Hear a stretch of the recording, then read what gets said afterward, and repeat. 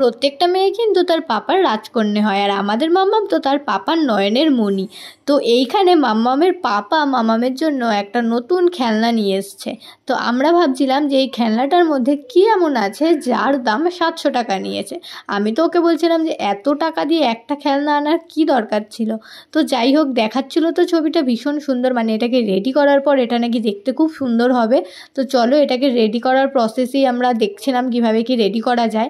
তো ভাবছিলাম এত টাকা খরচ করে খেলনাটা না কিনলেই ভালো হতো, কিন্তু তার পাপার ইচ্ছে হয়েছে তার মেয়ে নাকি এই খেলনাটা নিয়ে খেলবে। তো সেই কারণে সেটা 700 হোক বা 7000, তার পাপার নাকি সেটা আনতেই হবে।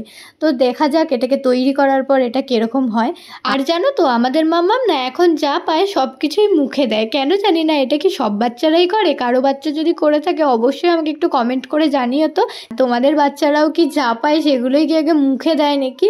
তো সেই কারণে আমরা যে কোনো জিনিস দিতে ওকে অনেক টেনশানে থাকে, যে কিছু দিলেই তো প্রথমে মুখে ঢোকাবে। তো মুখে দেওয়ার ফলে ওর শরীর খারাপ হতে পারে, পেট খারাপ হতে পারে, সেই নিয়ে কিন্তু ওকে কিছু দেওয়ার আগে আমরা অনেক টেনশানে থাকি। তো এই খেলনাটা কিনতে গিয়ে দোকানদারকে জিজ্ঞাসা করেছিলাম যে ও তো মুখে দেয়, এটাতে কোনো প্রবলেম হবে না তো?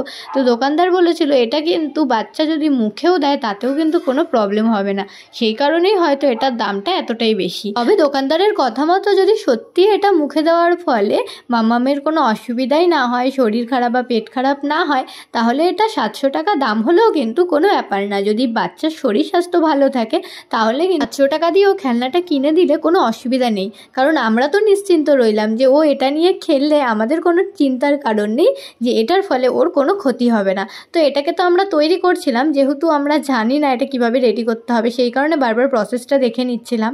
তো এটাকে রেডি করতে করতে আমরা এটাই ভাবছিলাম যে ও কতদিন এটা নিয়ে খেলবে। ও যখনই একটু টানাটানি শিখবে, মানে এখন রীতিমতো টানাটানি করতে পারে, এখন একটু একটু বসাও শিখেছে, তো এটা দিয়ে খেলবে নাকি ও এটা ছিঁড়ে ফেলবে, ভেঙে ফেলবে, ওটাই টেনশন করছিলাম। তো যাই হোক, ও যদি এটা নিয়ে খেলে তাহলে আমাদের থেকে খুশি আর কেউ হবে না, কারণ আমরা অনেক শখ করে ওর জন্য এটা কিনে এনেছি। আর এটাকে রেডি করতে গিয়ে যে আমাদের কত মানে পরীক্ষা নিরীক্ষা করতে হচ্ছে সেটা তোমরাই দেখো। আর জানো তো মাম্মামের জন্য যখন আমরা খেলনা কিনতে গেছিলাম, দোকানদার আমাদের এত খেলনা দেখিয়েছিল যে আমরা কনফিউজডই হয়ে গেছিলাম যে মাম্মামের জন্য কোন খেলনাটা আমরা নেব। মানে এত ধরনের ভ্যারাইটি ছিল খেলনার যে আমরাও ভাবতে লেগে গেছিলাম কোনটা নেব, মনে হচ্ছিলো যেন সব নিয়েই চলে যাই, এত পরিমাণ খেলনা ছিল দোকানে। তো সব কিছু ভেবে টেবে এটাই আমরা সিলেক্ট করেছিলাম, কারণ দোকানদার বলেছিল এটা মুখে দিলে নাকি বাচ্চার কোনো ক্ষতি হবে না। তো সেই কারণেই কিন্তু আমরা এই খেলনাটা কিনে নিয়েছিলাম। আর আমরা যখন ছোট ছিলাম তখন তো এত ধরনের খেলনাই ছিল না, ওই ডুগডুগি ঝুনঝুনি ছাড়া। মাঝে মাঝে তো আমার মনে হয় মাম্মামের জায়গায় আমিই ছোট হয়ে যাই, তাহলে মাম্মামের এত সব খেলনা নিয়ে আমি খেলতে পারবো। তারপর দেখো এই খেলনাটা কিন্তু আমরা রেডি করে ফেলেছি, মানে ওর পাপাই রেডি করেছে বসে বসে, আমি জাস্ট বলে দিচ্ছিলাম। আর এখানে মাম্মাম তো দেখে কনফিউজড হয়ে গেছে যে এগুলো আবার কি ঝুলছে রে। তো প্রথমে ও আগে ভালো মতন ভাবনা চিন্তা করে এগুলো দেখে নিচ্ছিল যে এগুলো কী করে এগুলো দিয়ে আমি খেলবো।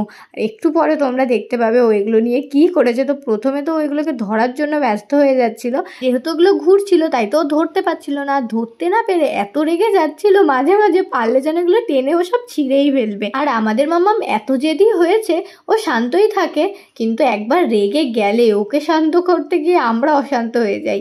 তবে এগুলো দেখে কিন্তু আমাদের মাম্মা ভীষণ আনন্দ পেয়েছে। আর এদিকে ওর বাবা ওকে একটু তুলে দিচ্ছিল যাতে ও এগুলো নিয়ে খেলতে পারে। তো এগুলো তো ধরার চেষ্টা করছিল আর ধরে ভীষণ আনন্দ পাচ্ছিল। প্রথমে তো ভীষণ অবাক হয়ে গেছিলো, এগুলো আবার কি বলো তো, বাচ্চারা নতুন কিছু দেখলে না খুব কনফিউজড হয়ে যায় যে এগুলো কী, কারণ তো ওরা বোঝে না এগুলো কী জিনিস। দেখে ও প্রথমে ভীষণ এক্সাইটেড হয়ে গেছিলো যে এগুলো আবার কী জিনিস এনেছে ওর পাপা। এদিকে মেয়েকে এগুলো নিয়ে খেলতে দেখে তো ওর পাপা আর আমি দুজনেই ভীষণ খুশি। তারপর তো যখন এগুলো একবার ধরে ফেললো, তারপর এমন টানাটানি শুরু করলো মনে হচ্ছিলো এটা খুলেই পড়ে যাবে। তারপর এগুলো নিয়ে খেলছিল আর আমাদেরও দেখে এত ভালো লাগছিল। এই দেখো টেনেই আগে মুখে, বললাম না ওই যে কিছু পেলেই আগে মুখে ঢুকিয়ে দেয়। তো তারপর তো ওকে ওর পাপা বসিয়ে দিল, ওর পেছনে একটু ধরে রেখেছে, ওই যে এখনও ঠিকঠাক মতো বসতে পারে না, একটু বসে থাকতে থাকতে পড়ে যায়, সেই কারণে ওকে বসালেও আমরা কিন্তু কেউ না কেউ পেছনে বালিশ দিয়ে রাখা হয় বা ধরে থাকা হয়, নাহলে কোন সময় পড়ে টরে গিয়ে আবার ব্যথা পাবে, সেই কারণে। আর বসে বসে তো এগুলো নিয়ে দারুণ খেলছে। খেলনাগুলো তো সব অ্যাডজাস্ট করা, এগুলো প্রত্যেকটা পার্টি পার্টে পার্টে কিন্তু খোলা যায়। তো সোফার উপরে বসিয়ে ওকে আমি কয়েকটা খুলে দিয়েছিলাম যে ও খেলবে, কিন্তু ও দেখো না খেলে প্রত্যেকটা কিন্তু খুলতে চেষ্টা করছে। যদিও এগুলো খুলতে পারবে না, প্রত্যেকটা শক্ত করে বাঁধা আছে, তবে প্রত্যেকটা সুতো যেহেতু ছিল প্রত্যেকটা জড়িয়ে ফেলেছে। আর দেখো কি করেছে, ওই যে বললাম না খুব জেদ, তখন থেকে বসিয়ে রেখেছি কোলে নিইনি বলে কিন্তু এরকম রেগে গেছে আর এগুলোকে নিয়ে এরকম টানাটানি করছে। তোমাদের কার কার বাচ্চা এরকম করে আমাকে অবশ্যই কিন্তু কমেন্ট করে জানাতে ভুলো না। আর দেখো এগুলো নিয়েও কি করছে, একটা দুটো তো খুলেও ফেলেছে। আমি তো দেখে অবাক হয়ে যাচ্ছি যে এত শক্তগুলো কি করে খুলছে। তবে ওই যে বাচ্চা হলে কি হবে, ওর কি বুদ্ধি নেই নাকি, ও ঠিক জানে যে কোথায় টান দিলে এগুলোকে খোলা যাবে। তো সেই মতো কিন্তু কয়েকটা খুলেও ফেলেছে।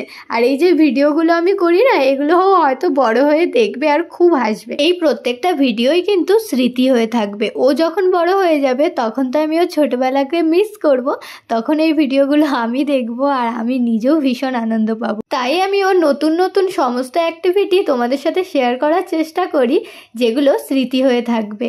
পরে সেগুলো আমি অবশ্যই দেখবো আর ওকেও দেখাবো। তো যাই হোক, এই ভিডিওটার মাধ্যমে তোমাদের সঙ্গে এতটুকুই শেয়ার করলাম। দেখা হবে খুব তাড়াতাড়ি নেক্সট ভিডিওর সাথে। আর তোমরা যারা যারা এখনও আমার চ্যানেলটি সাবস্ক্রাইব করোনি প্লিজ সাবস্ক্রাইব করে দাও। দেখা হবে নেক্সট ভিডিওতে। আর ততক্ষণের জন্য তোমরা সকলে সুস্থ থেকো, ভালো থেকো। যদিও জানি এখন কারোরই ভালো থাকার উপায় নেই, কারণ আমরা সবাই কাশ্মীর পেহেলগাঁও যে টেরর অ্যাটাকটা হয়েছে তার জন্য আমরা সবাই ভীষণ দুঃখে আছি, আমরা সবাই শোকাহত। কিন্তু ওই যে বলে না, জীবন তো চলবেই জীবনের গতিতে। যারা মারা গেছে তাদের ফ্যামিলির জন্য ভীষণ খারাপ লাগছে। জানো তো, জীবনে একবার হলেও কাশ্মীর যাওয়ার ইচ্ছে ছিল, তবে এই ঘটনাটা দেখার পর সেই ইচ্ছেটা সত্যিই আর নেই।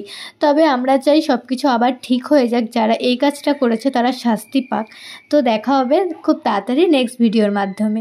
এখনকার মতো টাটা।